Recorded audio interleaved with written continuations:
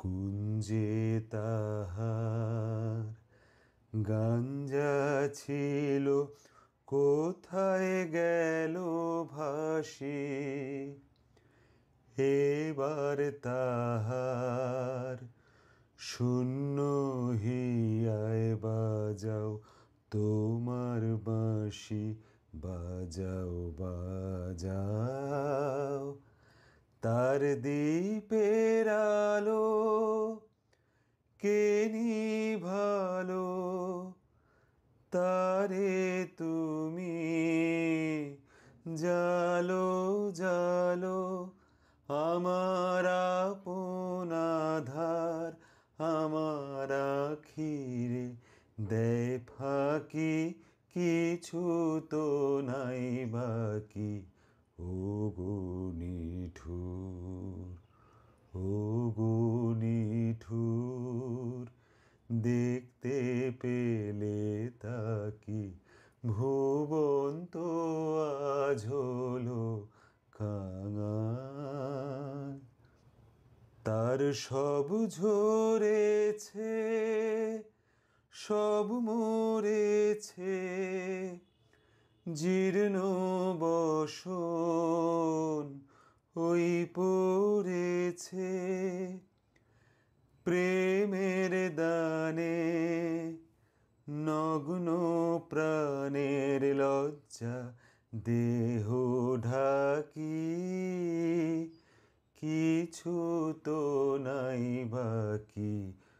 ও গো নিঠুর, ও গো নিঠুর, দেখতে পেলে তাকি ভুবন তো আজ হলো কাঙাল। আমার ভুবন তো আজ হলো কাঙাল।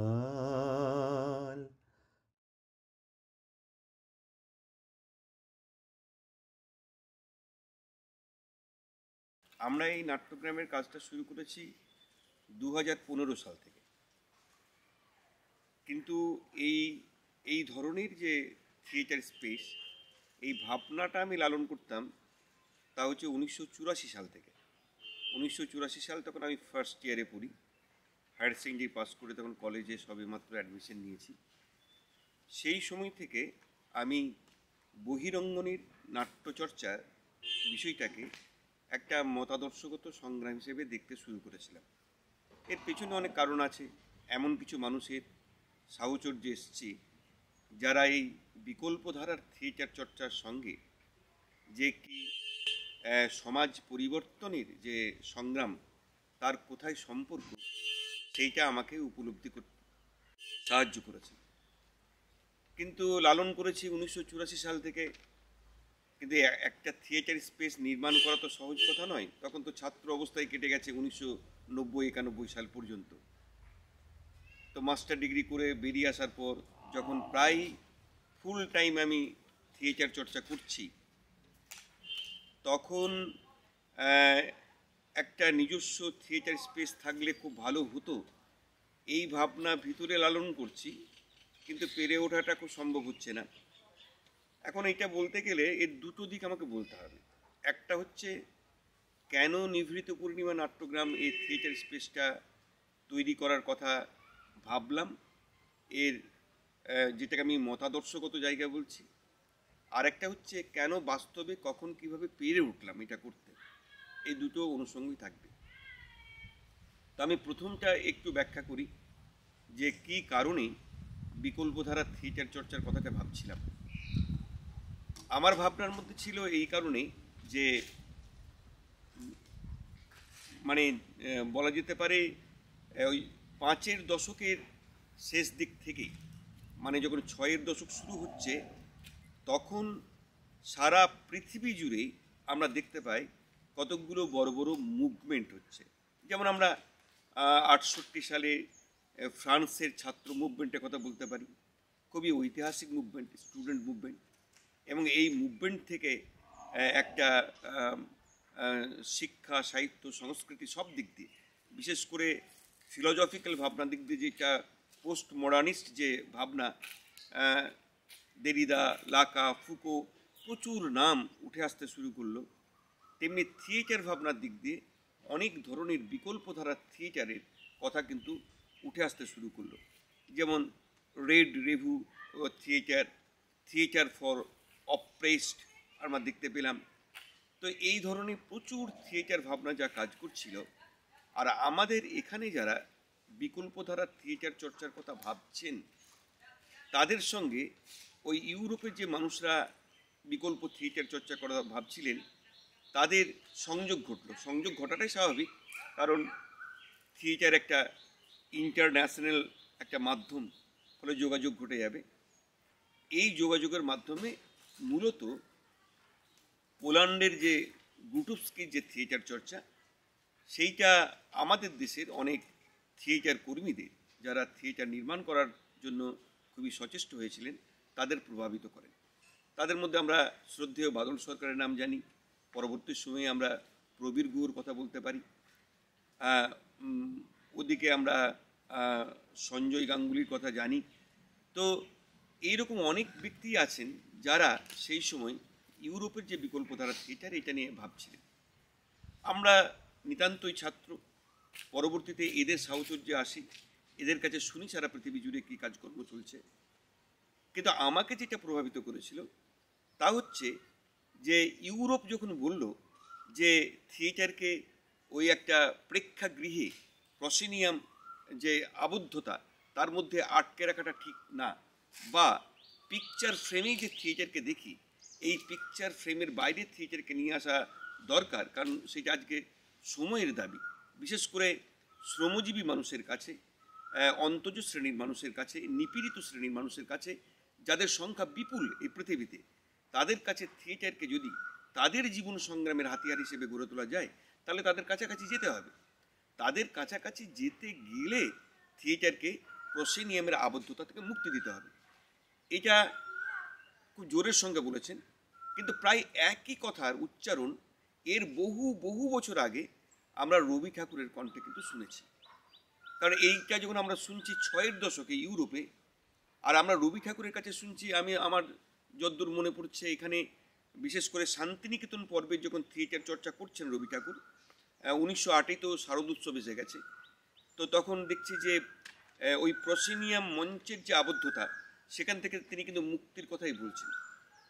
এই প্রসঙ্গে আমি রবি ঠাকুরের একটা প্রবন্ধের কথা বলতে পারি। রঙ্গমঞ্চ বলে তার একটা প্রবন্ধ আছে, এটা আমরা ওই নবপর্যায়ে যে বঙ্গদর্শন, সেই বঙ্গদর্শন পত্রিকা তখন প্রকাশিত হয়েছিল। তো এই প্রবন্ধে উনি ওই মঞ্চের, প্রসিনিয়াম মঞ্চের যে বাহুল্য, যে আধিক্য, তার যে ভার, তো সেই ভার থেকে মুক্তি দেওয়ার কথা বলেছেন, এবং মেদবর্জিত একটি থিয়েটার চর্চা বা নাট্য চর্চার যে উপযোগিতা, সেটার উপর জোর দিয়েছেন। শুধু সেটা না, মানে যেটাকে আমরা এনভায়রনমেন্টাল থিয়েটার বলছি, অর্থাৎ প্রকৃতির কোলে, প্রকৃতির অনুষঙ্গে যে থিয়েটার চর্চা, সেটার কথা কিন্তু রবি ঠাকুর অনেক আগেই বলেছেন। যে জন্য শান্তিনিকেতন পর্যায়ে আমরা যে কোনো নাটকের দিকে যদি তাকাই, আমরা যদি মালঞ্চের কথা বলি, বালক দল ঘুরে বেড়াচ্ছে, তো আমরা তো দেখেছি যে এটা আম্রকুঞ্জে বা বকুল বীথিতে, এবং ওই উন্মুক্ত প্রাঙ্গণেই কিন্তু সেই সময় বালক দলদেরকে নিয়ে এই মালঞ্চ নাটকের কিন্তু উপস্থাপন হয়েছে।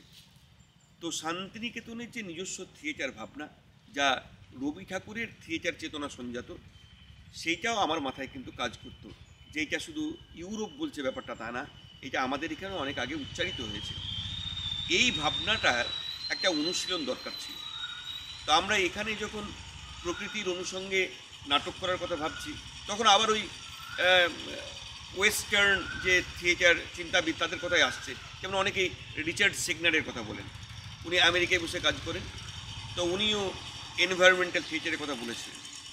কিন্তু আমার কাছে মনে হয়েছিল যে না, প্রকৃতির যে নিবিড় পার্ট, যেটাকে আমরা চিনি, মানে যেটা বিভূতিভূষণের দৃষ্টিতে, মানে ওই অপুপল্লবে যাওয়া, মানে অপুর দৃষ্টি দিয়ে প্রকৃতিকে দেখার যে অনুষঙ্গ, যেটা দিয়ে আমরা কোপাই নদীকে চিনি, যেটা দিয়ে আমরা খোয়াইকে চিনি, যেটা দিয়ে আমরা বুঝতে পারি যে এখানে একটা গাছের লতা আরেকটা গাছের লতার উপরে এলিয়ে পড়লে তারা কানে কানে কী কথা বলছে, সেটা যেন আমরা শুনতে পাই।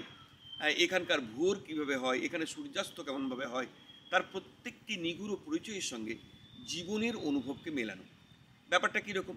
যেমন ধরুন আমরা প্রতিদিনই সূর্যাস্ত দেখি, কিন্তু সূর্যাস্ত হওয়ার জন্য আমরা বোধহয় খুব একটা অপেক্ষা করি না, যে আচ্ছা এই যে দিন থেকে রাত্রিতে যাচ্ছে, এইটা তো একটা ট্রানজিশন। তো এই সন্ধিক্ষণটা গোটা প্রকৃতির উপর কীভাবে প্রভাব ফেলছে। আমরা যদি প্রকৃতির উপরে সন্ধিক্ষণের প্রভাবটাকে লক্ষ্য করি, তাহলে আমাদের জীবনের যে সন্ধিক্ষণ, আমাদের জীবনের যে আলো আঁধারি, জীবনের যে, আমাদের তো জীবনের মধ্যে তো দুই বিপরীতের সবসময় একটা ঐক্য থাকে, দুঃখ বেদনা, আহ, মানে হাসি কান্না যা কিছু বলি না কেন, ফলত এই দুইয়ের যে মেলবন্ধন, এর যে সন্ধিক্ষণ, সেইটাকে চিনতে কিন্তু সাহায্য করে। যেই জন্য আমরা এখানে থিয়েটারের ওয়ার্কশপের মধ্যে এটাকে সিলেবাসের অন্তর্ভুক্ত করেছি, যে প্রকৃতির যে ট্রানজিশন আর লাইফের যে ট্রানজিশন, এই দুটোকে মিলিয়ে দেখতে হবে। তো এইটা ছিল ভাবনাগত দিক দিয়ে, যে আমরা এইরকম একটা থিয়েটার স্পেস তৈরি করব, যেখানে প্রকৃতি নিজে কথা বলবে আর মানুষ তার অনুষঙ্গে তার নিজের জীবনকে চিনবে এবং তার নিজের জীবনের বাঁককে সে বুঝতে পারবে।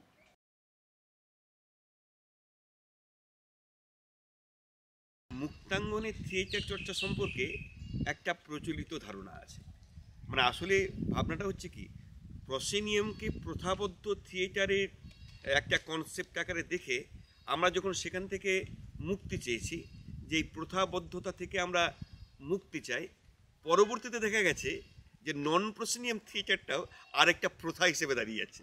যে নন প্রসেনিয়াম থিয়েটার মানে কি না, নন প্রসেনিয়াম থিয়েটার মানেই হচ্ছে যে ওই মানে আজ থেকে প্রায় 50 বছর আগে, ওই 71-72 সালে যখন বাদল সরকার যে থিয়েটার ভাষ্যের একটা পরিবর্তন, হ্যাঁ, ওই কি যেন চেঞ্জিং ল্যাঙ্গুয়েজ অফ থিয়েটার বা এই ধরনের কিছু একটা হেডলাইন দিয়ে প্রথম লেখাটা একটা প্রকাশিত হলো, তারপর থেকে বাদল সরকারের থিয়েটার ভাবনা সঞ্জাত যে নন প্রসেনিয়াম থিয়েটার, সেইটা আরেকটা প্রথা হিসেবে জন্ম নিল।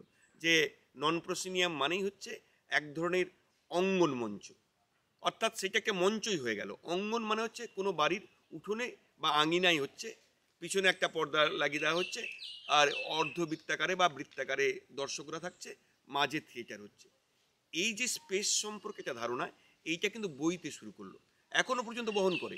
মানে আমাদের পশ্চিমবঙ্গে বহু গ্রুপ আছে যারা খুব অবিকৃত অবস্থায় বাদল সরকারের যে থিয়েটার ডিজাইন, সেই থিয়েটার ডিজাইনটাকে তারা বহন করে, যে এইটাই হচ্ছে অঙ্গন মঞ্চের নাটক। কিন্তু আমার মনে হয় যে থিয়েটার সবসময় তো একটা নিরন্তর গতির মধ্যে থাকে, ফলে প্রসেনিয়াম মঞ্চের ভিতরেও কিন্তু প্রতিদিন একটু একটু করে পরিবর্তন হচ্ছে। এটাকে পরিমাণগত পরিবর্তন বলা যায়। মানে প্রসেনিয়াম মঞ্চটাও তো এক জায়গায় দাঁড়িয়ে নেই, সেটা ওই ইতালির রেনেসার যুগে আটকে নেই। ইতালির রেনেসা থেকে আজ পর্যন্ত প্রসেনিয়াম মঞ্চের বিপুল পরিবর্তন হয়েছে। তাহলে নন প্রসেনিয়াম মঞ্চে কী হয়েছে? নন প্রসেনিয়াম ক্ষেত্রগুলোতেও কিন্তু পরিমাণগত পরিবর্তন হয়েছে, অনেক পরিবর্তন হয়েছে। তো সেই পরিবর্তনের সূত্র ধরেই আমরা যখন এখানটায় থিয়েটারটা করছি, তখন নন প্রসেনিয়াম থিয়েটারের যে বহুমাত্রিকতা কত ধরনের হতে পারে, শুধুমাত্র বাদল সরকারের কনসেপ্ট অনুযায়ী ওই নন প্রসেনিয়াম থিয়েটার হবে না, এর বহুবিধ প্রয়োগ হতে পারে। যেমন ইতিমধ্যে হয়ে গেছে রুফ থিয়েটার, মানে ছাদের উপরে ফ্লোর থিয়েটার। আমরা দেখতে পাচ্ছি যে কোনো বাড়ির আটচালা, ইভেন কোনো কি বলে ওই যে গাড়ি রাখার যে জায়গা থাকে, সেইটা যে কোনো স্পেসকে থিয়েটারের উপযোগী করে ব্যবহার করা। এর মধ্যে দিয়ে গার্ডেন থিয়েটার এসছে, আমরা দেখতে পাই, যেটা মালঞ্চ নাটক বলা হয়। কোনো একটা বাগানের মধ্যে, পার্কের মধ্যে থিয়েটার তৈরি করা, নানাবিধ যে এর মানে বহুমাত্রিক প্রয়োগ, সেটা হয়েছে। আমরা যখন এখানটাতে থিয়েটার স্পেস নির্মাণ করার কথা ভাবি, তখন আমরা কতগুলো বৈশিষ্ট্যকে সামনে রেখেছিলাম। প্রথমত এই জায়গাটা আমাদের খুব পছন্দ হয়েছিল, কারণ এটার মধ্যে খুব বড় বড় গাছ আছে, বিশেষ করে তাল এবং খেজুরের একটা অদ্ভুত সমন্বয় আছে। আমি যেখানটায় বসে আছি তার পিছনে একটা বট গাছ এবং তাল গাছ পরস্পরকে জড়িয়ে আছে, একটা মিলিত একটা ভাস্কর্য তৈরি হয়েছে, তাদের যুগল মূর্তি। এই গোটা স্পেসটা যদি দেখি, তাহলে দেখবো যে প্রকৃতি নিজে একটা কথা বলছে। তাহলে এই প্রকৃতিকে যদি আমি সবসময় একটা প্রেক্ষাপটে রাখতে পারি, তাহলে আমরা কি করি, স্টেজে দেখি যে একটা, আমি যদি গাছের প্রয়োজন পড়ে, হয় আমি একটা প্লাই কেটে কিংবা থার্মোকোল আঁটিয়ে কিংবা কোনো একটা চটের উপর ড্রয়িং করে যখন এই গাছটাকে স্থাপন করি, দর্শক নিজে জানে যে ওটার মধ্যে একটা মিথ্যা আছে, এবং সেই মিথ্যাটাকে সে বিশ্বাস করে গাছ বলে, এবং সে এটাকে বড়জোর দুটো ডাইমেনশনে দেখতে পারে। একটা সিঙ্গেল ডাইমেনশনে তার সামনের দিকটা দেখছে ওই দুর্গা ঠাকুর দেখার মতো, পিছন দিকে গেলেই বাঁশ এবং খড়গুলো দেখা যাবে, সামনের দিকে সুন্দর মূর্তি। ঠিক তেমনি সামনের দিকটা গাছের ড্রয়িং দেখছে, পিছন দিকটাতে হয়তো সেটা নেই। আরেকটা হচ্ছে আলো তার উপর পড়ে আরেকটা ডাইমেনশন তৈরি করে। তো দুটো ডাইমেনশনে ওই সেটটাকে দেখা যায়। কিন্তু এখানে যখন একটা গাছকে দেখি, এই গাছটার মধ্যে একটা বহুমাত্রিকতা আছে, সব দিক দিয়েই গাছটাকে দেখা যায়। তো এইটার মধ্য দিয়ে খুব লিভিং, খুব জীবন্তভাবে দর্শক কিন্তু এটা অনুভব করে। আর দর্শক প্রবেশ করে কী করে স্পেসে? দর্শক যখন প্রবেশ করে স্পেসে, তখনও ওই প্রচলিত যে আমাদের একটা ধারণা আছে যে দর্শক একদিকে বসে আর অভিনয় আর একদিকে হয়, অভিনেতারা এই কথা বলে, দর্শকরা চুপ করে থাকে, এই ব্যাপারটাও এই স্পেস কিন্তু ভেঙে দেয়। প্রথমত স্পেসের চারদিকে কোনো পাঁচিল নেই, এটা সংলগ্ন একটা আদিবাসী গ্রাম আছে এবং একটা নিবিড় যোগাযোগ। আদিবাসী সংস্কৃতির সঙ্গে আমাদের লালিত যে সংস্কৃতির ধারণা, একটা অবাধ অভিশ্রবণ চলে, হ্যাঁ, এদিক ওদিক দুদিকে। তো এখানে একটা ওই দ্বিমুখী প্রবাহের একটা ব্যাপার আছে, আমরা ওখান থেকে শিখি, তারাও এখান থেকে শেখে। তো অধিকাংশ দর্শক তো আদিবাসী গ্রাম থেকেই আসে, এখানে যে কেউ প্রবেশ করতে পারে, কোনো টিকিট নেই, হ্যাঁ, অবাধ প্রবেশ শব্দটাও নেই, কারণ প্রবেশ আর বাহিরের যেহেতু কোনো পথ নেই, ফলত এইটা কিন্তু ওই বাইরের পথ ভিতরে প্রবেশ করে গেছে, এইরকম অবস্থায় হয়ে আছে। ফলত এই স্পেসটা কিন্তু সেইভাবে হয়। তো কী ধরনের নাটক হয়, আমি দু একটা নাটকের উদাহরণ দিই।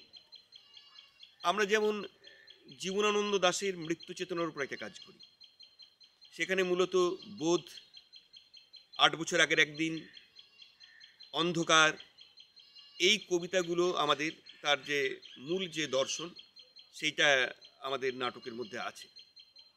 তো এই নাটকটা শুরু হয় একটা অমাবস্যার রাত দেখে, যাতে খুব ঘোর অন্ধকার থাকে, চাঁদের আলোরও প্রয়োজন নেই, আর আমাদের মেন সুইচ অফ করে দেওয়া হয় যাতে অন্ধকারটা আরও প্রগাঢ় হয়, এবং দর্শক সকলেই অনেকটা দূরে থাকে স্পেস থেকে। এই স্পেস থেকে আহ্বান করা হয়, আসুন। এই অন্ধকারটাতে একমাত্র দর্শক দেখতে পায় একটা সাদা শাড়ির মতো কেউ এগিয়ে যাচ্ছে সামনে, যার পায়ে একটা ঘুঙুরের আওয়াজ আছে। ওই ঘুঙুরের আওয়াজটাকে অনুসরণ করে দর্শক এগোতে থাকে। এরপর দর্শক যেখানে যায়, হয়তো প্রথমে এলো এমন একটা জায়গায়, সেটা দেখতে অনেকটা শ্মশানের মতো, কতগুলো মশাল জ্বলছে, তারপর ওই যেভাবে পড়ে থাকে ভাঙা মালসা, একটা খাটের টুকরো, বিছানা একটা অংশ, যেভাবে একটা শ্মশানের পরিবেশ থাকে সেইটা।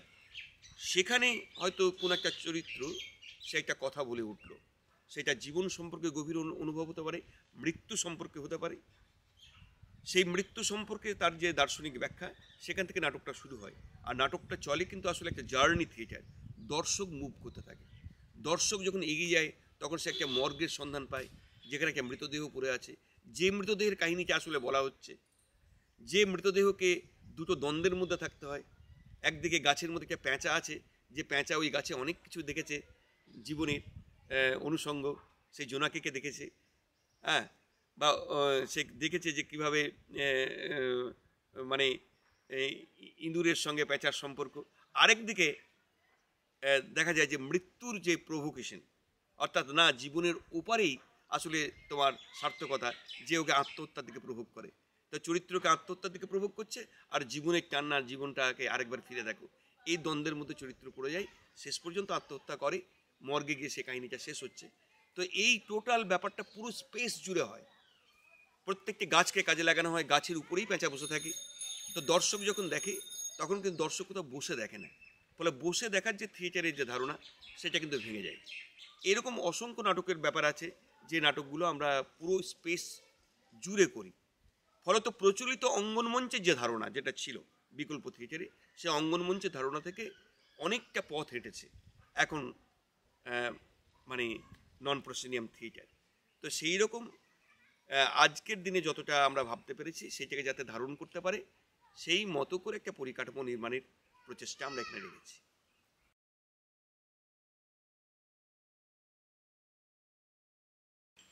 এই যে বিকল্প ধারার যে থিয়েটার ভাবনা, যেটাকে খুব স্বপ্নের মধ্যে দেখতাম, যে আমরা যদি এরকম একটা স্পেস তৈরি করতে পারি, যেখানে সারা বিশ্ব জুড়েই এই কাজটা চলছে, আমরাও এখানে এই কাজটা করব, তো আমার ভাবনার যে সহযাত্রী, মানে সহভাবনার দোসর বলা যায়, আমার স্ত্রী পূর্ণিমা বন্দ্যোপাধ্যায়। তো পূর্ণিমার সঙ্গে বহুবার আলোচনা হয়েছে।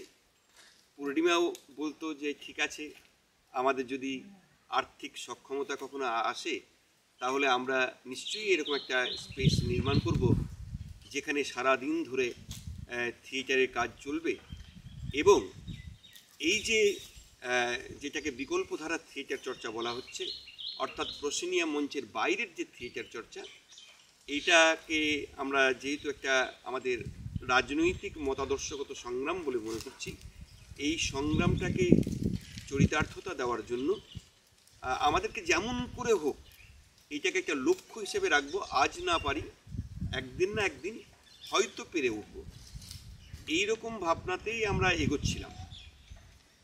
তো আমরা সেই সময় ছোটদের নিয়ে কাজ করতাম। আমাদের দলের নাম হচ্ছে আমরা সবুজ, কারণ বাচ্চাদের নিয়ে কাজ করি বলেই এই নামটা দেওয়া হয়েছিল। তো পূর্ণিমা এই বাচ্চাদের নিয়ে কাজটা মূলত করত। আমরা সবুজ নাট্য দলের পূর্ণিমা ছিল প্রতিষ্ঠাতা সম্পাদক, মানে মূলত পূর্ণিমাই এইটাকে ইয়ে করতো, লালন পালন করতো, এর সঙ্গে যাপন করতো। তো সেইটাই চলছিল।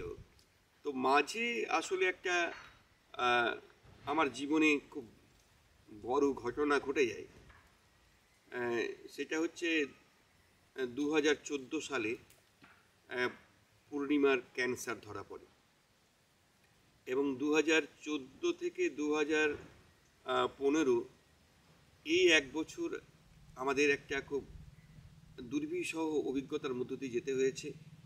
কারণ আজ মুম্বাই, কাল অন্য রাজ্য, পরশু দিন আবার এখানে ফিরে আসা, এই করে জার্নি ট্রিটমেন্টের জন্য যাবতীয় আমাদের যে সংগ্রাম সেটা চলতে থাকে।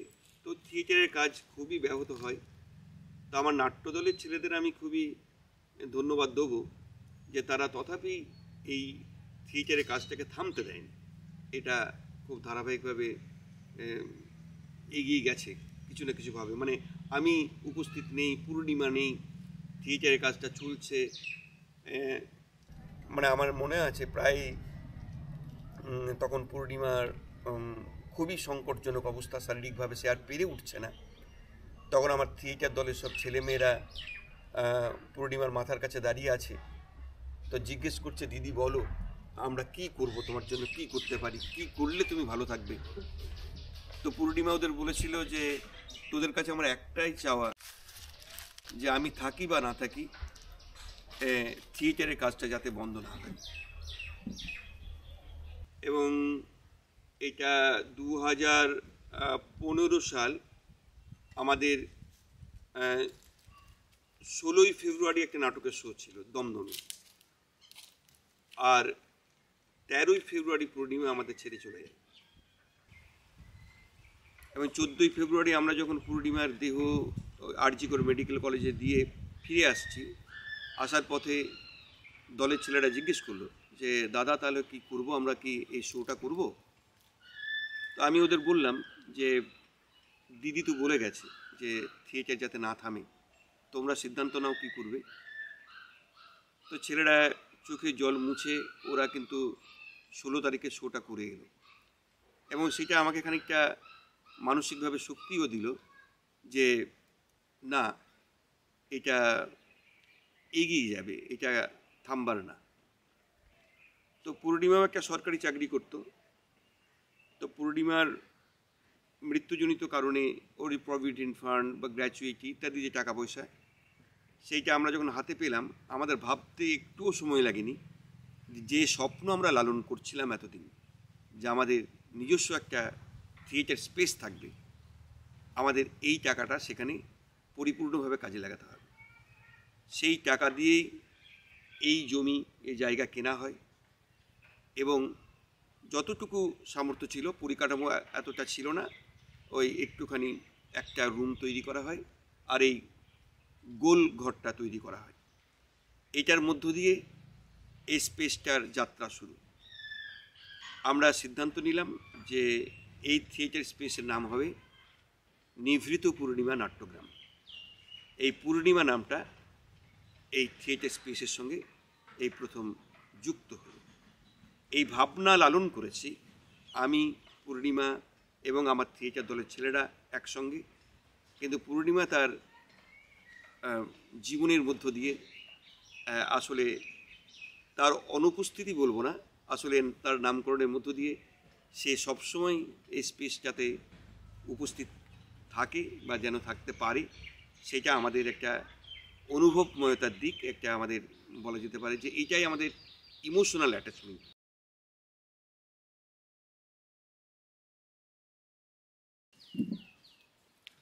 পূর্ণিমা চলে যাওয়ার পর আমার জীবনের সবচেয়ে বড় সংগ্রামটা ছিল আসলে আমার সন্তানকে বড় করে তোলা। মানে পূর্ণিমা যখন চলে যায় 2013 সালের 2015 সালের 13ই ফেব্রুয়ারি, তখন আমার পুত্রের বয়স মাত্র 2.5 বছর। তা এত ছোট একটি বাচ্চা, তো সেই মা চলে গেছে, তাকে কিভাবে বড় করে তুলব, সেইটা আমার জীবনে একটা খুব বড় কি বলবো সংগ্রাম, একটা অগ্নি পরীক্ষা ছিল।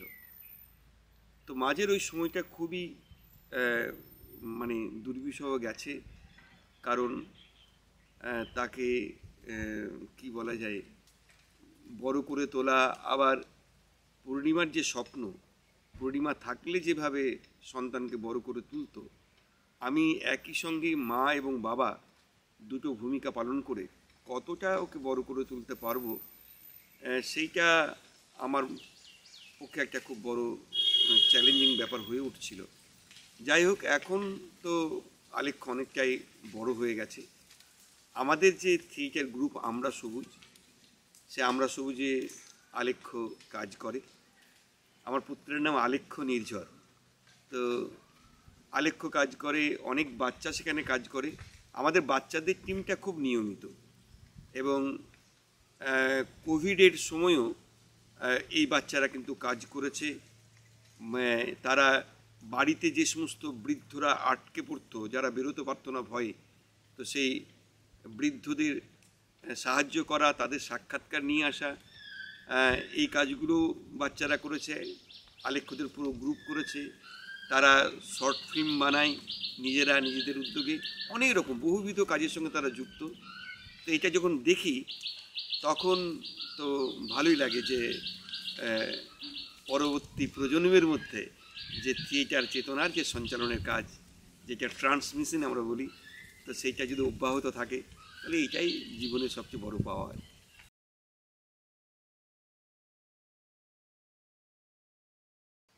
পূর্ণিমার মৃত্যুদিন, জন্মদিন, সমস্ত কিছুই আমাদের নাট্যদলের ছেলেরা উদযাপন করে কিছু না কিছুভাবে। যেমন পূর্ণিমার জন্মদিন 29শে নভেম্বর, এটাকেই আমাদের এখন বার্ষিক উৎসবে পরিণত করা হয়েছে। মানে পূর্ণিমা যখন ছিল আমাদের সঙ্গে, তখন ওর জন্মদিন তো নাট্যদলের ছেলেরা পালন করতো। তারা ঠিক করলো না, পূর্ণিমাদি চলে যাওয়ার পরও জন্মদিন কিন্তু একইভাবে উদযাপিত হবে। ওই জন্মদিনটা উদযাপন করা হয়। সেটা সেই দিন পূর্ণিমার স্মৃতির উদ্দেশ্যে আমরা কোজাগর সম্মাননা দিই। এই সম্মাননা অনেকেই গ্রহণ করেছেন আমাদের এখানে এসে।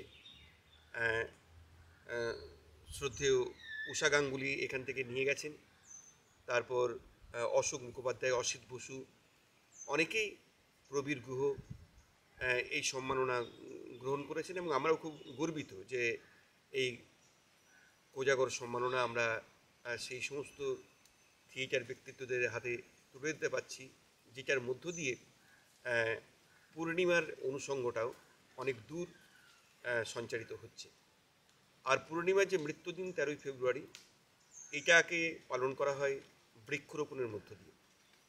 প্রতি বছরই আলেখ্য একটা গাছ রোপণ করে। সেটা আমার যে বাড়ির প্রাঙ্গণে এই নাট্যগ্রামে অনেক গাছ এই পরপর প্রায় 10 বছর হয়ে গেল প্রতি বছরই রোপণ করা হয়। তো সেই গাছগুলোও বড় হচ্ছে চোখের সামনে, আমরা দেখতে পাচ্ছি আলেখ্যর লাগানোর গাছ। এবং এইভাবে অরণ্য সৃষ্টি হোক, অরণ্য কথা বলুক, এটা আমরা চাই।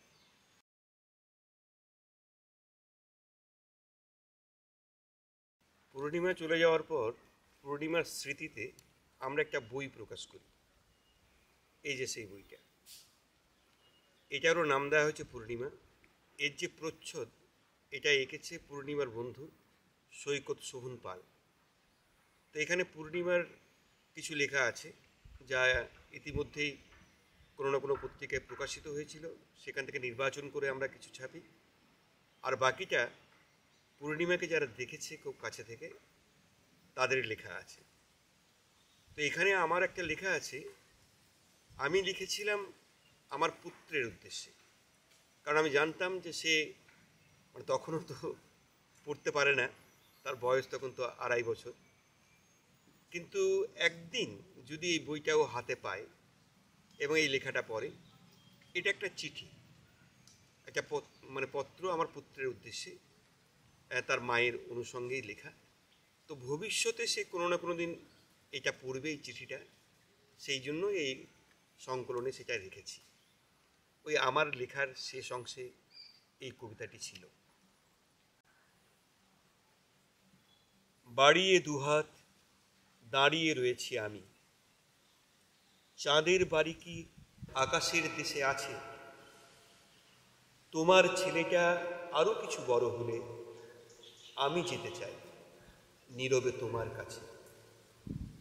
ছোট্ট কুমার কুড়িতে ফুটেছে সবে, নয়নের জলে ভিজে ভিজে যাওয়া বুক, আলতো ছোঁয়ায় গোড়াতে রেখেছি মাটি। মাটি মানে তো মায়ের পরশে সুখ, সেই সুখ মেখে হয় যদি বিকশিত সাদা গোলাপের পাপড়িতে যৌবন, নিজের জঠরের অঙ্কুর হওয়া বীজে তুমি খুঁজে পাবে তোমাকে অনুক্ষণ। মালি সেজে আমি মালঞ্চে বসে থাকি, পাপড়ি মেলছে এটুকু দেখব বলে, আকাশের পানি উড়ে যাওয়া সুরভিতে আমি যেতে চাই তোমার কাছেই চলে।